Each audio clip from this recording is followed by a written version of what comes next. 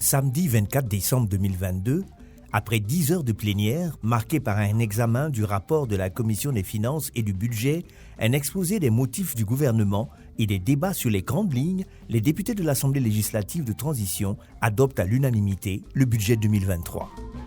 Adopté. L'Assemblée législative de transition a adopté la loi de finances pour l'exécution du budget de l'État exercice 2023. Le budget de l'État, c'est la partie chiffrée de la loi de finances qui présente les ressources de l'État, les activités retenues et les montants prévus pour les mettre en œuvre au cours d'une année donnée. Celui de 2023 est largement tributaire d'un contexte national assez difficile et d'un environnement international secoué par des crises. Il faut dire qu'il a été élaboré dans un contexte particulier, marqué au niveau international par les effets de la crise de Covid-19 et également la crise russo-ukrainienne, qui a eu un impact important au niveau international sur tous les pays, dont le Burkina Faso. Au niveau national, il faut dire que c'est le contexte de la crise sécuritaire qui a bien sûr son corollaire de crise humanitaire et tout cela impacte nécessairement sur la vie économique et sociale et donc sur le budget de l'État. Avec le quitus des députés, le gouvernement peut désormais dérouler son programme d'action pour répondre aux besoins prioritaires de la transition au titre de 2023. La grande masse du budget de l'État exercice 2023 se chiffre en termes de recettes à 2600 milliards environ et en termes de dépenses à 3200 milliards de francs CFA. L'épargne budgétaire s'élève à environ 270 milliards de francs CFA. Et le déficit budgétaire, quant à lui, se situe à 604 milliards de francs CFA. Donc, rapporté au PIB, ça fait 4,8%.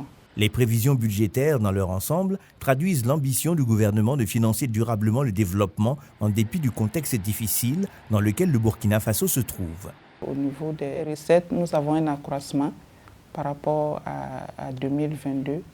Un accroissement de 280 milliards de nos francs. Et également au niveau des dépenses, un accroissement d'environ 316 milliards de francs CFA. Malgré le contexte dans lequel nous sommes, on a tenu quand même à montrer cet effort d'ambition, de volontarisme pour vraiment prendre en charge l'ensemble des défis du moment. On examine ce budget à un moment où il y a une rupture au niveau sociopolitique et une nouvelle gouvernance s'est installée. Il fallait donc prendre en compte les priorités, les exigences donc de cette nouvelle gouvernance. Fort heureusement qu'il avait été traduite ces priorités-là dans la charte, à l'article 2 de la charte. L'autre caractéristique du budget 2023, c'est son aspect déficitaire. Moins 604,7 milliards de francs CFA.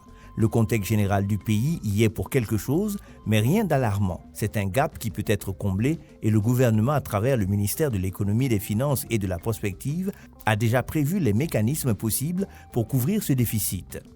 En ce qui concerne nos recouvrements, nous avons des prévisions qui ont permis donc de dégager ces déficits. Mais si nos régies de recettes font preuve de beaucoup plus de performance, nous pouvons mobiliser plus que ce qui a été prévu. Donc, ce qui va réduire donc, le gap concernant les besoins de financement à rechercher.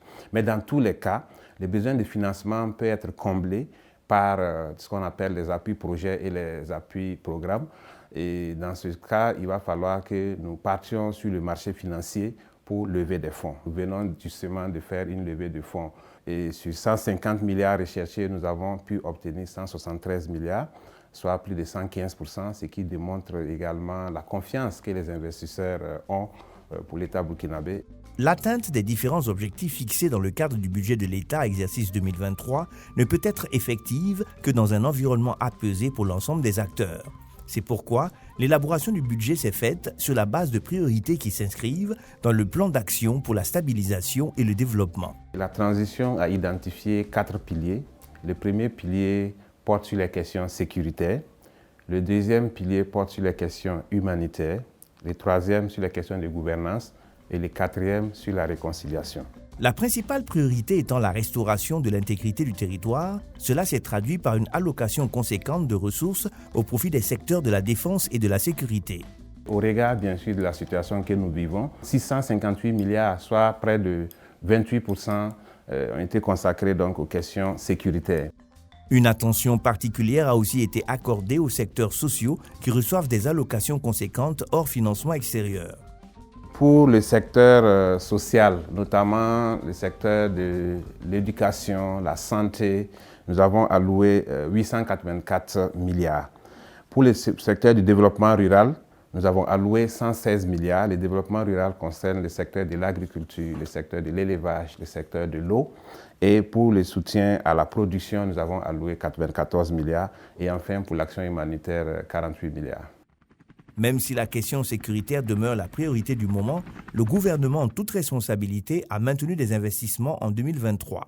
Le budget réservé aux investissements s'élève à environ 1150 milliards de nos francs. Aucun secteur n'a été oublié. La réalisation de ces investissements permettra d'améliorer substantiellement le quotidien des Burkinabés. À titre d'exemple, dans le domaine de la santé, les efforts du gouvernement seront orientés vers le renforcement des plateaux techniques des principales formations sanitaires pour une plus grande efficacité dans les soins de santé. L'objectif à moyen terme est d'infléchir la facture annuelle des évacuations sanitaires à travers une dotation progressive des centres de référence en plateaux techniques et équipements spécifiques. Pour ce qui est du développement rural, les investissements prioritaires iront entre autres dans les intrants agricoles, la couverture vaccinale des animaux et le programme d'approvisionnement en eau potable et assainissement. Les différents investissements et l'ensemble des réalisations prévues dans le plan d'action pour la stabilisation et le développement devraient également concourir au retour de la croissance.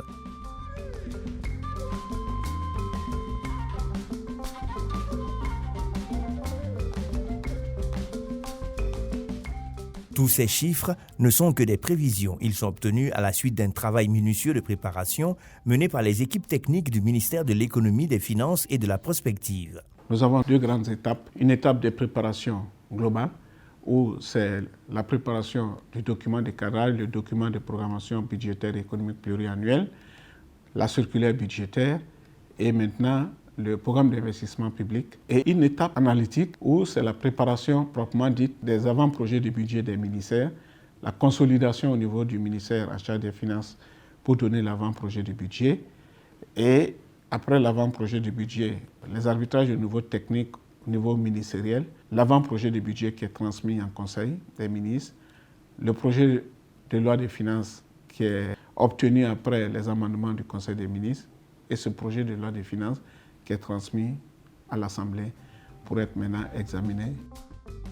Dans le processus, les directions de la gestion des finances des ministères et des institutions jouent un rôle capital, notamment dans la coordination et la centralisation des données. Tout commence avec une lettre circulaire qu'elles reçoivent du ministre délégué chargé du budget.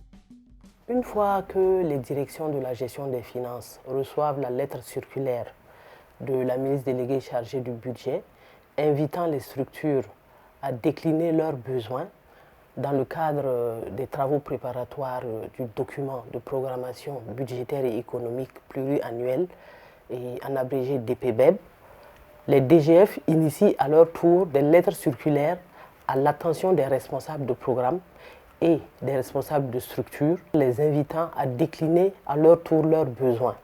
Une fois que ce travail est fait au niveau des responsables de programme, la direction de la gestion des finances centralise ces données, les traite, les analyse et ces besoins sont retransmis au niveau de la DGB.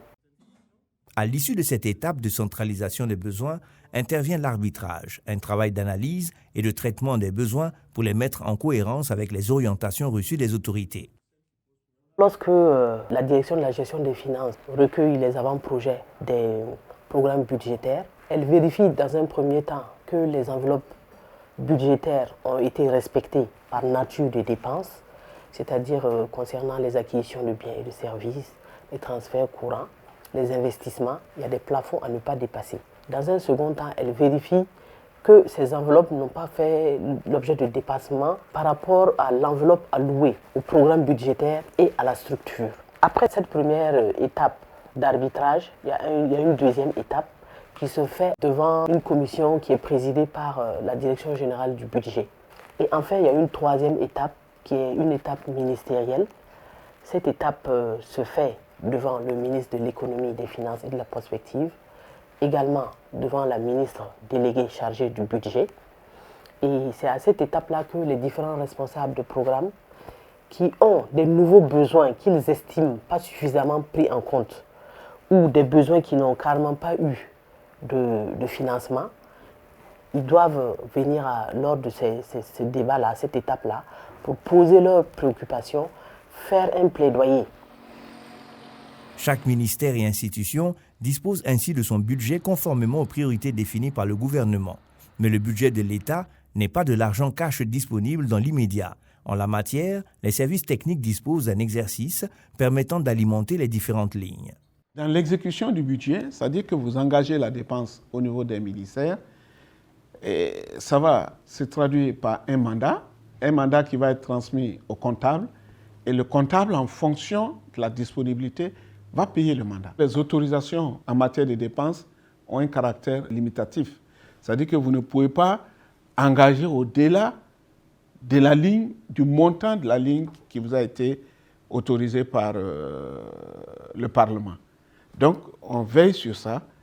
Tous les jours, le Trésor public reçoit les dépenses des différents ministères et il essaye de les prendre en charge sur la base des ressources qui sont mobilisées. La loi de finances et sa partie chiffrée qu'est le budget ne sont cependant pas figées. Si le contexte évolue, l'exécutif peut à nouveau faire recours à l'Assemblée législative de transition pour une loi rectificative. La conjoncture peut évoluer favorablement, et ce qui va donc nous amener à faire une loi de finances rectificative pour prendre en compte des recettes supplémentaires, par exemple. Donc cette possibilité existe. Par exemple, si à la fin du premier trimestre, nous constatons que nos régies des recettes ont fait beaucoup plus que ce qui était attendu, ce qui suppose donc qu'il y a un supplément de recettes dégagées. Cela peut nous permettre de faire de nouvelles ouvertures. Donc, dans ce cas, il va falloir passer à l'Assemblée nationale pour une loi de finances rectificative. Les régies de recettes jouent un rôle prépondérant dans l'élaboration et dans l'exécution du budget, notamment dans son volet mobilisation des ressources financières. En 2022, elles ont réalisé des performances exceptionnelles malgré le contexte de crise. 108% pour les impôts, 122% pour la douane et 102% pour le Trésor public. Je salue ce travail de tous les collaborateurs et je les invite à encore faire plus parce que 2023, nous voulons encore plus de résultats malgré la situation difficile et je suis convaincu que la mobilisation de tous ces collaborateurs permettra donc d'atteindre ces objectifs. Cette année, de nouveaux objectifs de recouvrement sont assignés aux régies. Ce sont des prévisions définies avec des outils bien élaborés en tenant compte d'un certain nombre de paramètres. Nous avons un outil de prévision que nous appelons MPR, modèle de prévision des recettes. C'est cet outil qui nous permet dans un premier temps, sur la base d'analyse de l'environnement, sur l'analyse des tendances des années antérieures, généralement les 3 dernières années, et aussi sur la base aussi des performances des régies et les objectifs du gouvernement, de pouvoir entrer un certain nombre de données dans ce modèle et le modèle nous donne une idée. À côté de ça, chacune des régies de recettes à son niveau essaye de faire ses propres prévisions. Donc on fait un rapprochement entre les prévisions des régies et les prévisions que le modèle a sorties. Pour 2023, les régies de recettes seront encore au cœur de la mobilisation des ressources. Plus de 1 300 milliards de francs CFA pour la Direction générale des impôts qui sait déjà comment s'y prendre pour être à la hauteur. Les leviers essentiels, ce sont les mesures fiscales nouvelles, mais il y a surtout ce que nous faisons et que nous améliorons, à savoir l'adaptation de notre dispositif. Cette année, particulièrement, nous avons également un levier important qui est la promotion du civisme fiscal. Nous devons prendre les dispositions à la Direction générale des impôts pour faciliter l'accomplissement de l'impôt. La digitalisation va être renforcée dans tous les processus métiers de la Direction générale des impôts. À la Direction générale des douanes, c'est un objectif de recouvrement de plus de 927 milliards de francs CFA qui est fixé par la loi de finances. Là aussi, des dispositions sont en vue pour être au rendez-vous. Dynamiser les services de recouvrement, aussi renforcer les actions de modernisation de notre administration à travers la modernisation des procédures douanières et aussi implémenter le e-paiement qui doit être mis en place dans un court délai. Nous pensons qu'avec ces actions, nous allons pouvoir réaliser les attentes du gouvernement. Nous allons notamment mettre en place une plateforme de dédouanement des véhicules automobiles. Nous allons avoir une surveillance accrue sur les dédouanements des marchandises diverses à travers la mise en place au niveau de la direction de la valeur de l'analyse du risque des fiches d'évaluation qui seront émises à l'endroit des bureaux de dédouanement. La Direction générale du Trésor et de la comptabilité publique, chargée du recouvrement des recettes non fiscales, notamment les recettes de services issus des prestations rendues au niveau des différents ministères et institutions, devra mobiliser près de 240 milliards de francs CFA. Pour l'atteinte des objectifs assignés à la Direction générale du Trésor et de la comptabilité publique au titre de l'année 2023, nous envisageons un certain nombre d'actions majeures. Dans un premier temps, il s'agit pour nous de travailler sur l'efficacité et l'efficience des acteurs en matière de recouvrement. Dans ce sens, nous envisageons le renforcement des capacités des acteurs et également l'approfondissement de la supervision sur les acteurs de recouvrement. Ensuite, il nous faudra poursuivre les actions de prospection de nouvelles sources de recettes, de sorte à élargir l'assiette des recettes de services. Ensuite, il nous faudra également envisager la relecture de la tarification de certaines prestations, de sorte à les adapter au contexte du moment. Enfin, il nous faudra nécessairement renforcer les actions de communication et de sensibilisation à l'endroit des usagers de l'administration publique pour assurer un meilleur paiement des recettes administratives.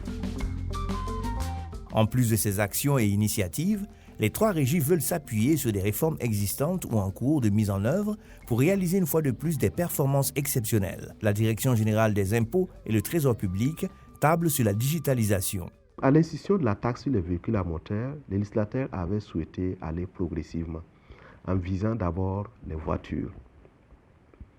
Et donc cette année, il a été décidé que également on regarde au niveau des motos et des tricycles.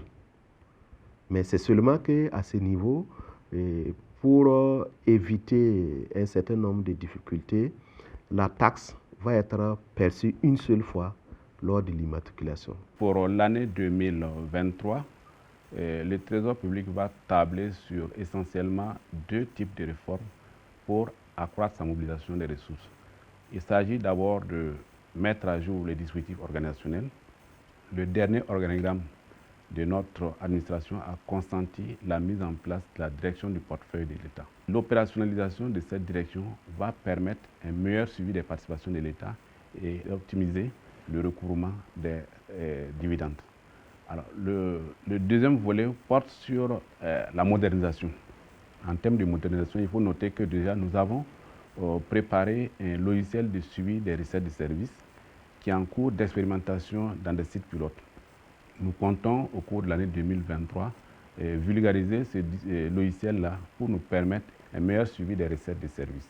Enfin, nous sommes en train d'aller vers la connexion avec le réseau GIM UEMOA, ce qui va nous permettre le déploiement des terminaux dans les administrations pour le recouvrement des recettes de services et également les paiements en ligne pour l'année 2023. L'une des mesures audacieuses phares est le quitus fiscal. Le quitus fiscal va permettre aux gouvernants, à l'ensemble des autorités, de pouvoir faire la preuve et de donner l'exemple. À la Direction générale des douanes, en plus de la digitalisation et de l'extension des téléprocédures, l'interconnexion avec des structures partenaires est en ligne de mire. L'interfaçage de notre système informatique douanier, Sidonia, avec le système de liaison virtuelle des importations et d'exportation, Sylvie. Il y a aussi l'interfaçage de notre système Sidonia avec les systèmes informatiques de la DGI. Il y a l'interfaçage de notre système avec le système informatique du CBC, Conseil burkinabé des chargeurs, et à la Chambre de commerce aussi qui est en train de mettre en place un système informatique. Nous avons déjà réalisé l'interconnexion avec le Togo, la Côte d'Ivoire.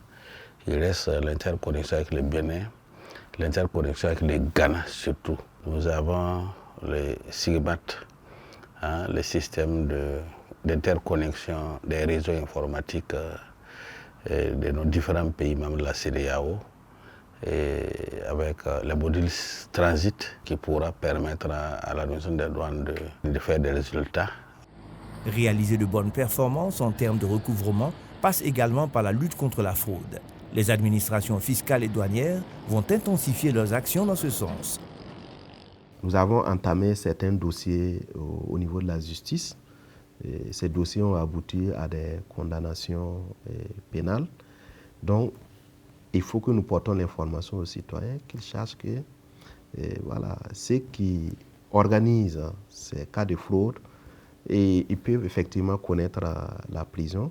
Mais au-delà, il faut que nous recouvrons également ce qui appartient à l'État ou ce qui devait revenir à l'ensemble du peuple burkinabé. Et sur ce terrain, il y a un dispositif qui est en train d'être mis en place et certainement nous allons avoir les résultats. Et cela va concerner les hypothèques légales au niveau des terrains que les gens ont, des propriétés foncières que les gens ont. Cela va également aboutir à des saisies immobilières et à des ventes.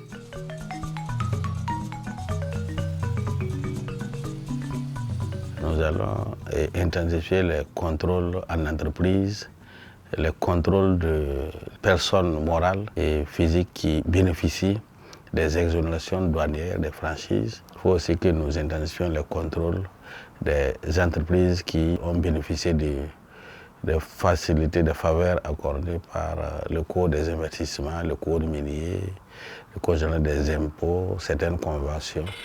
La mobilisation des ressources financières ne saurait se faire sans les contribuables. Leur civisme fiscal et leur patriotisme permettent de réaliser d'excellents taux de recouvrement. 2023, nous voulons la considérer comme l'année du civisme fiscal et nous voulons inviter tous les contribuables. Et quand je dis tous les contribuables, c'est en fait tous les Burkinabés parce que chacun à son niveau est contribuable d'une façon ou d'une autre. Je voulais inviter donc tous les Burkinabés à plus de civisme fiscal pour que nous puissions prendre en charge le développement économique et social du Burkina.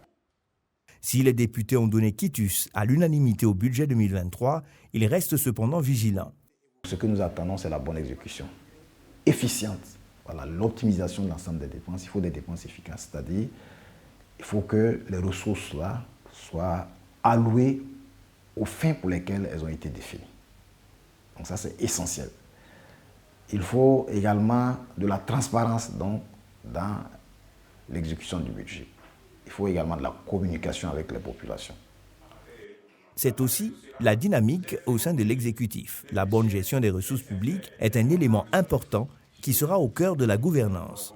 C'est vraiment une question très importante et une question prioritaire, aussi bien au niveau du chef de l'État qu'au niveau du Premier ministre. Les instructions fermes ont été données pour une gestion vraiment la plus transparente possible du budget de l'État. Et pour cela, nous allons bien sûr renforcer le contrôle par les corps de contrôle qui existent. Nous avons l'autorité supérieure de contrôle d'État qui contrôle toutes les structures de l'État. Je dis bien toutes les structures, aucune structure n'est exclue du champ de contrôle de l'autorité supérieure de contrôle de l'État. Et en plus de l'autorité supérieure de contrôle d'État, nous avons l'inspection générale des finances au niveau du ministère de l'économie et des finances. Et nous avons les inspections techniques au niveau de tous les ministères et au niveau même de certaines directions générales. Ce qui veut dire que donc, les corps de contrôle existants vont jouer pleinement leur rôle. Mais en dehors de ça, il y a que tout le monde a été sensibilisé sur la nécessité de faire en sorte que les dépenses de l'État puissent être exécutées en respectant les règles de l'orthodoxie financière. Dans un tel contexte, l'engagement de tous devient une nécessité. Les contribuables et l'ensemble des acteurs des chaînes d'exécution et de contrôle sont plus que jamais interpellés. Le budget de l'État, comme on l'a dit, c'est 2600 milliards en recettes, 3200 en dépenses. Mais il s'agit bien de prévision. Et qui dit prévision dit qu'il y a un effet d'incertitude. Et cet effet d'incertitude peut être minimisé si chacun à son niveau joue son rôle en payant donc l'impôt qu'il doit payer. Et également au niveau des dépenses, si les dépenses sont effectuées rationnellement, cela va nous permettre donc de faire en sorte que la réalité puisse coller aux prévisions. Et d'ailleurs, ce que nous recherchons, c'est d'aller au-delà des prévisions pour récolter plus de ressources pour le développement du Burkina. Le budget de l'État est un outil destiné à la satisfaction des besoins des populations. C'est l'instrument privilégié pour l'opérationnalisation des politiques publiques. Le ministère de l'Économie, des Finances et de la Prospective, ministère clé dans la conception et la mise en œuvre des programmes de développement socio-économique, est résolument engagé dans une dynamique, mobiliser les ressources nécessaires et assurer leur bonne gestion afin de contribuer efficacement à la restauration de l'intégrité territoriale, à la refondation de l'État, à la transformation structurelle de l'économie et au bien-être des Burkinabés.